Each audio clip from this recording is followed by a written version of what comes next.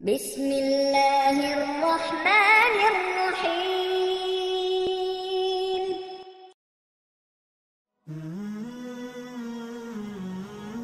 السلام علیکم پیارے دوستو، میں سب سے پہلے تو یہ کہنا چاہوں گا کہ یہ ہماری ایک چھوٹی سی کاوش ہے۔ اگر آپ کو پسند آئے تو ہمارا چینل ضرور سبسکرائب کریں۔ ہم فیس بک اور ٹویٹر پر بھی ہیں، ان کے لنکس ڈسکرپشن میں ہیں۔ اچھی بات کسی کو بتانا صدقہ جاریہ ہوتا ہے۔ آپ بھی اس ویڈیو کو شیئر کریں، ہو سکتا ہے آپ کی توسط سے کسی مجبور بہن بھائی کا بھلا ہو جائے اور تا قیامت آپ کو اس کا اجر ملتا رہے۔ اس لیے اس ویڈیو کو بہت شیئر کریں تاکہ جو کوئی ضرورت مند ہو ان تک یہ پیغام پہنچ سکے۔ میں آج جس موضوع پہ بات کرنے لگا ہوں وہ یہ ہے کہ اسلام میں جہاں ماں باپ، بہن بھائی، اولاد کے حقوق بیان ہوئے ہیں، وہاں پر بیوی کے بھی بہت حقوق ہیں۔ ایک شوہر ہونے کے ناطے اگر وہ سمجھے تو اگر وہ اپنی بیوی کو اپنے پاؤں کی جوتی سمجھتا ہے اور صرف یہ سمجھتا ہے کہ اس کو اپنے گھر صرف کام کرنے کے لیے لایا ہوں تاکہ میری ماں کی خدمت کرے، میرے بہن بھائیوں کا خیال رکھے، تو یہ محبت بھرا رشتہ تا دیر قائم نہیں رہ سکتا۔ کیونکہ اگر وہ اپنے سارے فرض پورے کر رہی ہو تو اس کے بھی کچھ حقوق ہوتے ہیں جو شوہر نے ادا کرنے ہوتے ہیں، اور اسے اپنے گھر میں ایک مقام دلانا ہوتا ہے۔ کئی مائیں اپنے بیٹوں کی شادیاں کرواتی ہیں تو پھر بعد میں بیٹا باہر کے ملک جانا چاہتا ہے تو مائیں بیوی کو اپنے پاس رہنے کا حکم دے دیتی ہیں کہ تم جاؤ مگر تمہاری بیوی ہمارے پاس ہی رہے گی۔ وہ بھی اس بات کو نہیں سوچتا کہ اس کی شادی مجھ سے ہوئی ہے اور میں ہی اس کو چھوڑ کے جا رہا ہوں، مگر وہ ان باتوں کی پرواہ کیے بغیر اسے چھوڑ کر چلا جاتا ہے، اور پھر سالوں کے سال گزر جاتے ہیں، نہ واپسی کا کوئی ارادہ رکھتا ہے اور نہ ہی اپنی بیوی کو اپنے پاس بلانے کا سامان کرتا ہے۔ وہ وہاں اپنی دنیا میں مگن بھول جاتا ہے کہ وہاں کوئی میری راہ تک رہا ہوگا۔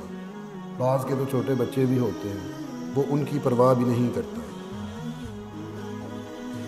اسلام میں عورت پر فرض نہیں کہ وہ اپنے سسرال والوں کی خدمت کرے، مگر اگر وہ ایسا کرتی ہے تو ان کو اپنے ماں باپ کی طرح سمجھتے ہوئے خیال کرتی ہے، ان کی خدمت کرتی ہے تو یہ اس کا بڑا پن ہے، تو ایسے ہی ان کو بھی اس کا خیال کرنا چاہیے۔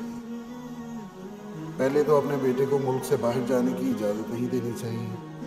اگر پھر بھی وہ ضد کرتا ہے، جانا چاہتا ہے، تو اس کو اکیلے نہیں جانے دینا چاہیے، اس کی بیوی اور بچوں کو ساتھ بھیجنا چاہیے، جو کہ اپنا سارا کچھ، اپنے والدین، بہن بھائی، اپنی سہیلیاں، سب کچھ چھوڑ کر آئی ہے اپنے شوہر کے گھر۔ ایسے ہی اکیلا چھوڑ کر چلا جاتا ہے تو اس کے دل پر کیا گزرتی ہے، یہ کبھی کسی نے سوچا ہے؟ نہیں، یہ سوچنے کی کوئی زحمت ہی نہیں کرتا۔ وہ گھٹ گھٹ کر جیتی ہے، اپنی زندگی کو ایک بوجھ سمجھنے لگتی ہے۔ میں ایسی ہی بہنوں کے لیے یہ وظیفہ لایا ہوں کہ وہ اس وظیفے کو کریں۔ اگر ان کا شوہر ابھی باہر نہیں گیا تو وہ نہیں جائے گا، اگر جائے گا تو ساتھ لے کر جائے گا، دوسروں کے رحم و کرم پر چھوڑ کر نہیں جائے گا، اور اگر چلا گیا ہوا ہے تو بہت جلد اپنے پاس بلا لے گا۔ اس کا دل آپ کے لیے ہر وقت پریشان رہے گا اور وہ وہاں دن رات ایک کر دے گا آپ کو اپنے پاس بلانے کے لیے۔ اگر بلا نہیں سکے گا تو خود جلد از جلد واپس آ جائے گا، پھر آپ بھی پرسکون زندگی گزاریں گے، اپنے شوہر کے دل پہ راج کریں گے، اپنی باتیں منوائیں گی۔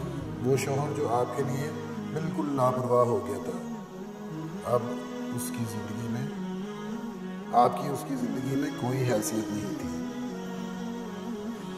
اب وہی آپ کے بغیر ایک پل نہیں گزار سکے گا۔ آپ اس ورد کو پورے یقین کے ساتھ کریں اور اس کا نتیجہ ایک ہفتے میں ہی دیکھ لیں گے۔